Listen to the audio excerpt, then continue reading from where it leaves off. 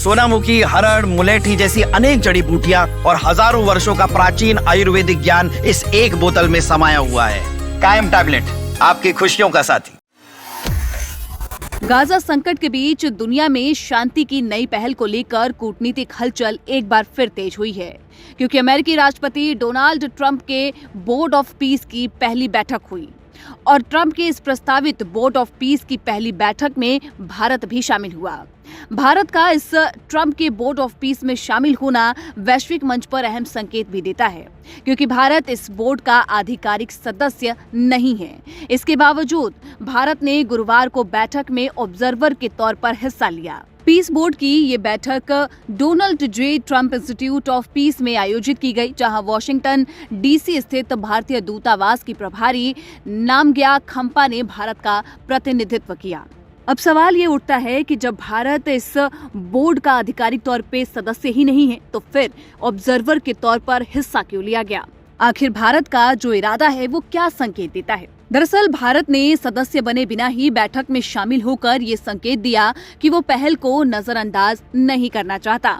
साथ ही पूर्ण सदस्य से दूरी बनाकर उसने अपनी रणनीतिक स्वतंत्रता यानी कि स्ट्रेटेजिक ऑटोनॉमी को भी बरकरार रखा है। भारत के इस नीति को हम वेट एंड वॉच की नीति का भी उदाहरण मान सकते हैं, यानी कि पहले पहल को अच्छे से समझना, फिर कोई औपचारिक निर्णय लेना। दरअसल पिछले महीने विश्व आर्थिक मंच के दावोस सम्मेलन में ट्रंप ने गाजा में स्थित शांति के लिए बोर्ड ऑफ पीस की रूपरेखा भी पेश की थी और दावा किया था कि ये संस्था भविष्य में संयुक्त राष्ट्र जैसी संस्थाओं को टक्कर दे सकती है। अब आपको ये भी बता दें कि वॉशिंगटन स्थित यूएस इंस्टीट्यूट ऑफ पीस में आयोजित इस बैठक में लगभग 50 देशों के अधिकारियों ने भाग लिया। इनमें से 27 देश जो बोर्ड के सदस्य हैं, जिनमें अजरबैजान, बेलारूस, मिस्र, Hungary, Indonesia, Israel, Jordan, Morocco, Pakistan, Qatar, Saudi अरब, तुर्की, यूएई, उज्बेकिस्तान और वियतनाम शामिल हैं, जबकि भारत और यूरोपीय संघ के सहित अन्य देशों ने ऑब्जर्वर के तौर पर इसमें भाग लिया। बोर्ड ऑफ पीस का हिस्सा बनने का निमंत्रण मिलने के बाद भारत ने इसको लेकर कोई टिप्पणी नहीं की कि वो इसे स्वीकार करेगा या नहीं करेगा और दावोस में इसके शुभारंभ से भी दूर रहा। 12 फरवरी को विदेश मंत्रालय ने ये कहा कि प्रस्ताव अभी भी विचाराधीन है।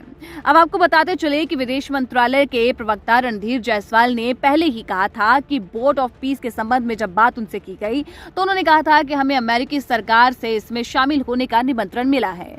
हम वर्तमान में इस प्रस्ताव पर विचार कर रहे हैं और इसकी समीक्षा कर रहे हैं। उन्होंने आगे कहा कि भारत ने पश्चिम एशिया में शांति को बढ़ावा देने वाले प्रयासों का हमेशा ही समर्थन किया है। वहीं विदेश मंत्रालय के प्रवक्ता रणधीर जायसवाल ने कहा, हमारे प्रधानमंत्री ने भी गाजा सहित पूरे क्षेत्र में दीर्घकालिक और स्थायी शांति का मार्ग प्रशस्त करने वाली ऐसी सभी पहलों का स्वागत किया है। इसीलिए शांति बोर्ड में शामिल होने के निमंत्रण के संबंध में हम वर्तमान में इसकी समीक्षा कर रहे हैं। हालांकि गुरुवार को जो बैठक हुई उस बैठक में चार्ज डी अफेयर्स की उपस्थिति से ये स्पष्ट हो गया कि भारत बोर्ड के साथ जुड़ने को तैयार है, भले ही वह अभी पूर्ण सदस्य बनने के लिए तैयार न हो। वहीं बैठक में ट्रंप ने ये भी दावा किया कि 9 देशों यानी कि Kazakhstan, Azerbaijan, UAE, Morocco, Bahrain, Qatar, Saudi अरब, उज्बेकिस्तान और कुवैत ने गाजा राहत के लिए कुल $7 अरब देने पर अपनी सहमति जताई है। उन्होंने ये भी घोषणा की कि अमेरिका शांति बोर्ड के लिए $10 अरब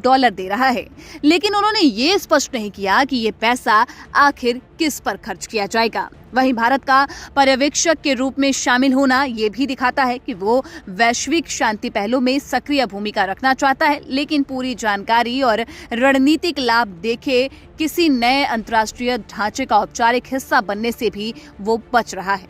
भारत की इस रणनीति पर आपकी क्या राय है, हमें कमेंट बॉक्स में जरूर बताइएगा।